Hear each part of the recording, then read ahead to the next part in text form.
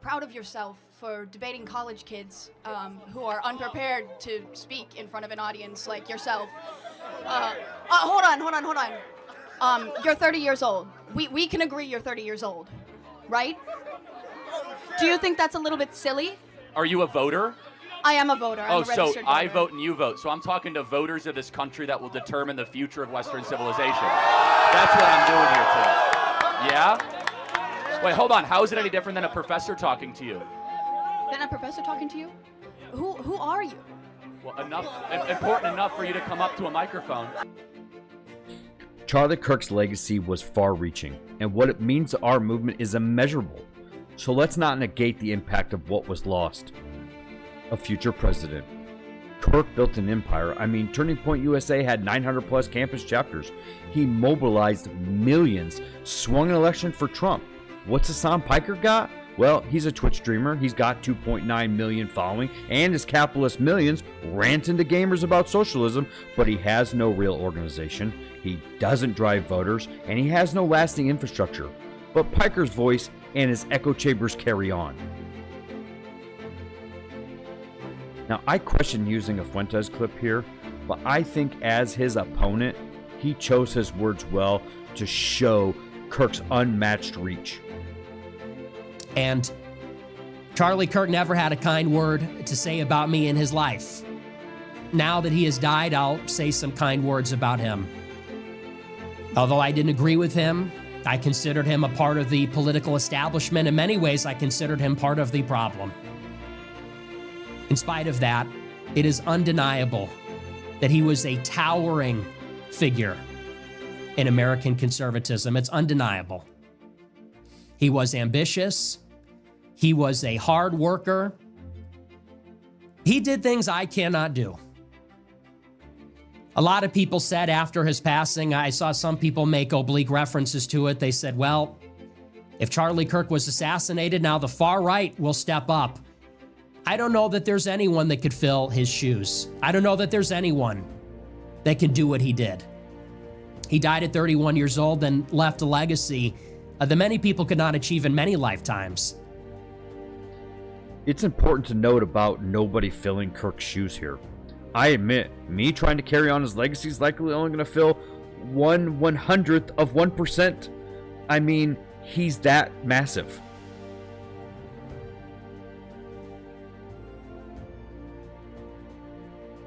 But let's make no mistake here, what they took from us. It's our king off the board. And we still must play. At 31, like any good career, Kirk, he would have transitioned. He's not debating college campuses at 60, man. And the movement he built, it would have grown with him. He'd have seen the path and been a shoo-in for president. And if you don't think they took a future president out, you're coping. And in his death, that's even more clear now than it ever was. Now, I want this channel to show the pillars of Kirk's ideologies. Oh boy, I usually only get this excited when they say the title of a movie in the movie. I'm telling you, these drug dealers represent a clear and present danger to the United States. He said it! To drill down on his core beliefs, because I'm tired of being gaslit by folks who won't use logic to defend their accusations. I mean, Piker's crowd calls Kirk's idea the next Mein Kampf. Crazy, right? It means my struggle. But we struggle every day to fight a narrative that we just want moderate things. Stuff 5 minutes ago was basic American white picketed fence dreams since our baby boomers. Generations have come, sure, but has the American dream really changed that much? Our problem today, it ain't affordable anymore. And trust me, bro, socialism ain't it. Hell, even socialists love capitalism. I mean, how's that merch store and mansion doing, Piker? Kirk's principles were common sense. Piker's just loud noise with no plan. So let's break down Kirk's basic pillars, the ones Piker cannot manipulate. Now, I'd say the first pillar is absolutely fiscal responsibility and free markets. Kirk saw unchecked government spending as a road to ruin, economically and morally. He pushed free market capitalism, not Piker's socialism, welfare, and blow, as the key to prosperity rooted in America's founding. Capitalism has made the richest countries in the West, where even the poorest have wealth. Piker's fans can't fathom this because they have no context to other poor countries. But Hasan's out here flexing his capital wealth while preaching anti-capitalism. Damn. Hypocrisy much? Do you view democracy as an American value, something that's very important to the fabric of this country? No. Where is democracy in the U.S. Constitution? Oh, okay. So No, hold on. Where is the word democracy? I don't think the word democracy is in the Constitution. So where is the word democracy in any of the founding fathers? A lot of the founding fathers had extremely elitist viewpoints around who should... Hold on. I just want to... You said the word democracy, so I want to get back to our roots. Yes. Where is democracy mentioned? I don't... In the Federalist Papers, the Constitution, or the Declaration? I think it's good that this country has moved away from things that were explicitly believed by the founding in the Federalist fathers. Papers, and it's mentioned negatively as a problem. So you ask me, is democracy a fundamental American value? I say no. Okay. Because I go back to our roots. And Hamilton, Madison, and Jay... Oh, I know that Hamilton was anti-democracy. No, well, hold on, these let me people finish. thought that people should be owned as I want to be property. clear. I am pro-representative government, okay, but I'm not pro-democracy. That's a big difference, and that distinction's important. But you asked very specifically about democracy, which is not an American value. It never has been and never should be, because what is democracy? Democracy is majority rule no matter what. That there's no provisions of checks and balances, no inalienable rights, no separation of powers, pure if the majority gets it, the majority wants it. I'd absolutely say pillar number 2 would be limited government and individual liberties. Kirk's heart was in small government, protecting personal freedom. He called the Constitution the most exceptional political document ever written. Big government kills self-reliance and breeds tyranny. Piker, he's all for state control, cheering policies that balloon deficits. I mean, look at California. You spend more every year on homelessness, yet it gets worse. Chicago, you spend more on crime. Every year, it gets worse. Big governments always fail. I'd say pillar number 3 would be patriotism and American exceptionalism. And God, I never thought this would be controversial, but here we are. Look, Kirk was a proud patriot, seeing America as God bless and a beacon of freedom. He rejected multiculturalism that dilutes our identity. I mean, Piker mocks this. He pushes globalist vibes that downplay American greatness. Look, you don't got to think America's perfect, but their exceptions do not negate the rule. This is a damn good country, and you should be proud to be here. Pillar number 4 is going to be pro-life, traditional family values, and anti-woke. Look, Kirk championed the nuclear family, opposed abortion and gender ideologies as threats to the kids. He saw wokeism as a poison. Piker's all in on the woke culture. Dismissing family values is outdated. Look, as a Christian, I'm torn. Abortion's heavy. I don't force my faith on others, and I can value separation from church and state opinions. But unfortunately, personal responsibility is dead in this country, and adoption's broken. But Kirk was a master of dismantling woke narratives. Here's the thing. You don't need to agree with 100% to love his fight. Piker's crowd can't say that. Piker fears his audience and rarely breaks their narratives or goes against them. Pillar number 5 is going to be strict immigration control and national sovereignty. Kirk called mass immigration a weapon of mass destruction against culture, economy, and security. Piker and the left's open border status fuels chaos, importing voters for blue districts. Most Americans agree. If you need to lock your home at night, you need to lock your borders. We agree that letting in hardworking Americans who want to assimilate ain't just good, it's the American way. But the system's gotta work. The left's gaslighting you. They're acting like it's all about compassion when they really just want to import voters to rig census and carve out more blue districts. Look at what happened in Great Britain in the Tommy Robinson marches. When folks want to take over your country and not blend in, that's when you get an outpouring like you saw over in Great Britain. The West is at risk of crumbling from the inside. And the left, Piker and his crew, are leading the charge to tear it down with open border nonsense. Well, Kirk was to protect our sovereignty. Number 6, a heavy one, but it's Second Amendment law and order. Kirk defended gun rights to stop tyranny and crime, pushing tough policies. Piker's anti-gun, soft on crime weakens security. Look, Jan 6 wasn't an insurrection. If the right, the most armed, non-military group in the world, wanted to overthrow a government, we'd bring our guns. But we believe in nonviolent protest in comparison to the left. Harsher laws punish the law-abiding. Pointing to cases like California's rising crime despite strict regulations. Kirk's view in legal guns, being somewhere around 500 million, are held by reasonable citizens Well, illegal guns, somewhere in the 10 million mark, drive violence, as law that bans or registries won't fix the latter. He argues that that plays right into the leftist agenda and weakens the sovereignty and self-reliance. So Pillar 7 is probably his most viral one, but that would be youth mobilization and the culture warfare. Kirk's strategy was a culture war to save campuses from leftist dominance. TPUSA and its 900 chapters dwarfed Piker's Twitch chat.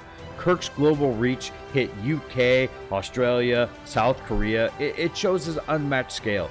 Piker stream hit millions, but it's just him. No movement. Kirk and Jay engage Gen Z like no one else, debating Piker's ilk into the ground. So, as I touched on a little bit earlier, I want to talk about the left's response to political dismay versus the right's response to political dismay. The left's response often veers towards justifying violence as a tool for change, with figures like Hasan and his followers framing it as a resistance against perceived oppression, as we saw in the 2020 George Floyd riots. This stems from a narrative amplified online that labels opponents as existential threats, i.e., Nazis, making violence seem morally permissible. Evident in Charlie's own shooting, where some left-leaning posts celebrated or excused it. Conversely, the right, rooted in Kirk's principles of law and order, often responds to political violence with calls for non-violence, emphasizing Second Amendment rights for self-defense and civic engagement to counter threats. Despite provocations like Kirk's death, conservative advocate standing firm through voting, free speech, and cultural warfare, urging supporters to, like we did, pick up the mic, not the gun. A company that's like close to being a fascist, and then Okay. How am I? Sorry. Let's go through this. How am I a fascist? Dude, Can you name one thing I believe that's fascist? you believe that you on shit. But I'm such a bad fascist. I let the people who disagree in open mic to talk to me for 2 hours uninterrupted. Okay. I'm an awful fascist. I'm more like a free speech liberal of the 1970s, not a fascist. But I just want to say Turning Point USA is a evil company that was funded by thousands of fracking companies, and it's not thousands, but we do have some frackers that give us money. But all it is making the rich more rich. Fascism to fracking. That's all it is. That's all it is. Okay, again, I'm happy to have a debate. I can see you're getting kind of fired up. I'm sorry. So, but why are we evil? We're having a nice discussion. Because all of a sudden you're calling me like a fascist. Because it seems like you just want the rich get even more rich. We haven't talked about the rich at all. I mean, so you don't even know my positions on this stuff.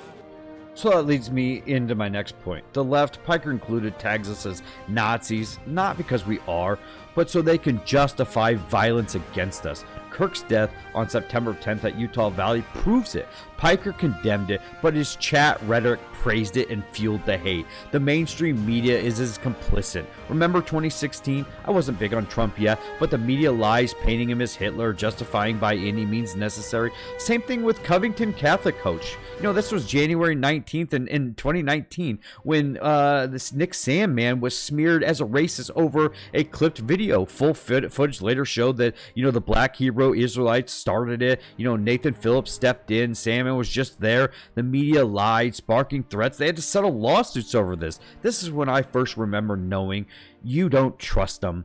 They have only gotten more dishonest and reckless since.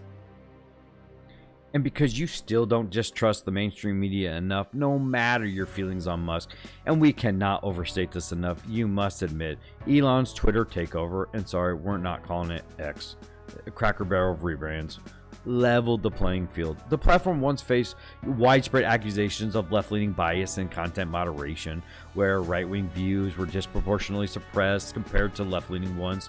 Internal documents would later reveal this in the Twitter file, which showed executives, including under pressure from Democratic officials, censored conservative accounts such as Donald Trump after J6, or they throttled the New York Post Hunter Biden laptop story, while allowing progressive narratives to flourish with minimal intervention. And Twitch still protects Piker's radical takes. Twitch moderation practices have drawn widespread sharp criticism for appearing to shield left-leaning streamers like Hasan from severe repercussions while harshly penalizing others from comparable or lesser infractions, often tied to political or sensitive content, despite Piker's history of controversial statements, such as the 2025 ban for suggesting violence against Senator Rick Scott, which was lifted after just 24 hours. His punishments are routinely brief, infrequent relative to his output, with detractors arguing Twift's left-leaning staff overlook, his progressive rhetoric. In contrast, right-leaning or non-political streamers face the full wrath of the TOS. Small creators endure permanent strikes for slurs and raids, highlighting accusations of the ideological favoritism that exists, where Piker's massive audience and anti-establishment views seem to afford leniencies, while, others are swiftly deplatformed. There's about $50 billion estimated that are lost every year in Medicaid, just in fraud alone. Nope. If you cared about Medicare fraud or Medicaid fraud, you would kill Rick Scott, okay? You wouldn't make Rick Scott, former governor of Florida Rick Scott, you wouldn't make him a prominent part of the Republican Party. Being conservatives always felt like mainstream media, big tech, and social media were stacked against us. But the core value of being on the right? We don't play the victim. No matter how much I felt like the chips were stacked against us, how much they tried to sandbag or literally trump up charges against Trump, he beat all the odds to crush his run to the office. Because we don't lie down and play the victim. I mean, let's be honest, he cried a lot about it in 2020. But we stand our ground, rooted in our beliefs and what we know is right. And as the left starts to battle within itself, you have the liberal left who care about elections and the DNC, and the purity extremists who say you're either 100% with us, comrades, or you're a fascist Nazi and all violence is justified to stop you. What's important to remember is what the Terminator Online will never let you see is that Kirk's core beliefs are basically what most Americans believe.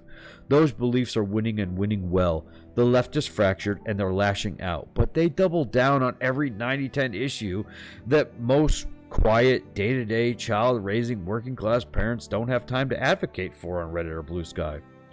The major problem we have is too many radical white liberals have gotten themselves educated and in positions of power to really do damage to our movement amongst young people. And that's why losing Charlie Kirk hurt so fucking bad. Watching the left expose themselves after Kirk's assassination is proof of how deep the rot really goes with liberal white women. They were the trust and safety teams at Twitter. Hell, they're the trust and safety teams at Twitch, letting any radical left idea go unchecked, any call to violence against the right go unchecked. But so help me God, if you show an anime girl's thigh or call somebody fat, then you'll face the full wrath of liberal white women. They're in a position of power, working hard to indoctrinate the next generation, and Charlie was our Captain America. He was winning so well they put their mics down and they picked up arms to silence him because they could no longer debate him. They've been planting this seed for years. Words are violence, therefore justify violent actions. This is the cancer they've spread deep in our schools, universities, HR, and DEI. We will pick up Charlie's mic and call them out, but it will be hard to root this out with our captain down. Again, I can't pretend my voice will carry 1/100% of what Charlie's did, but I can't stay silent. We were the people who looked at this from afar, not terminally online in mom's basement, modding Reddit, Discord, or Twitch chats. We were working, building our community, raising our kids, going to church to follow our God. But now we are aware the team needs our contribution, and we see that Karens play dirty. However, I cannot stress this enough. The thing I despise about the purity left is this. They stand on high moral ground and tell you how terrible you are. They'll hurl accusations and label you a fascist Nazi, white supremacist, racist, bigot, homophobe, or transphobe, claiming they're on the right side of history, the moral good. Do not be gaslit, friends. They love violence. They will turn into the exact thing they call you. Their media spins stories to fit that same narrative, spins and suppresses stories. Let's be clear about the suppression they've done this month. They all depend on the right narrative. They need to push to justify this takeover. We, as the right, must be better. We cannot become the thing we fight against. Listen to me. We cannot become the thing you are fighting against. You must have moral clarity here. Know your beliefs. The movement of common sense does not need violence to win. As Asmongold once said. So the reason why I don't go in and try to argue with people about these topics is because I believe you cannot reason a person out of a position that they did not reason themselves into. There will never be a string of words that will convince this person that I am not what they think that I am, because people just don't like admitting that they're wrong. Save the ones we can. Change minds where we can. We do not need 100%. Some have the rot too deep. But we need to pick up Charlie's mantle, and it's going to take a lot of us to fill his shoes. Kill them. Kill those motherfuckers in a video game. Sorry. Holy shit. Murder those motherfuckers in the street. Let the streets soak in their fucking red capitalist bloods, dude. I think of what being on this side, Charlie Kirk's side, has done for me. Go to the gym. Prioritize your life and focus on your goals. Raise your family and follow your God. I don't know many people who do this who have mental illness issues. Kirk's message of discipline, faith, personal responsibility lifted me up, showing millions that happiness comes from hard work and purpose, not victimhood. Beat them with your happiness, because I'm not sure the left's pursuit leads to theirs. They pretend it does. But that's the American dream, and that's the right through Kirk's voice help me achieve that happiness. What I've learned through blood, sweat, and tears is mine and my family's. That's my simple pursuit of the things I love. I don't get in your way to pursue yours, as long as you stay away from the kids. The path the left has chosen for our youth, pushing identity, chaos, and collectivism, won't lead to happiness. It'll breed more mental illness and more violence. Kirk's principles of faith, family, and the pursuit of happiness through moderate conservative values inspired a generation to build stronger, happier lives. We must win hearts and minds, because I believe those principles on the right lead to more fulfilled people. Rebuild the American family. Violence is never the answer. We denounce it unequivocally, as it tears at the fabric of our communities and it fuels the chaos the left often excuses. We refuse to become the thing we fight against. But as Jordan Peterson wisely said, there is virtue in being capable of violence yet choosing not to use it. Big difference between letting people do something for themselves and saying men should be dangerous. By dangerous, that implies I should be ready to threaten someone, to hurt somebody. No, you should be capable of it, but that doesn't mean you should use it. There's nothing to you otherwise. Like if you're not a formidable force, there's no morality in your self-control. If you're incapable of violence, not being violent isn't a virtue. People who teach martial arts know this full well, right? If you learn a martial art, you learn to be dangerous, but simultaneously you learn to control it. Both of those come together. And the combination of that capacity for danger and the capacity for control is what brings about the virtue. Otherwise, you confuse weakness with moral virtue. I'm harmless, therefore I'm good. It's like, no, that isn't how it works. That isn't how it works at all. If you're harmless, you're just weak. And if you're weak, you're not going to be good. You can't be, because it takes strength to be good. It's very difficult to be good. Strength, discipline, and restraint. core to Charlie Kirk's message. Equips us to stand firm, protect our values, and win hearts through reason and moral clarity, not force. True power lies in building, not destroying, and we honor that by carrying the fight with words, votes, and purpose. Pick up your mic.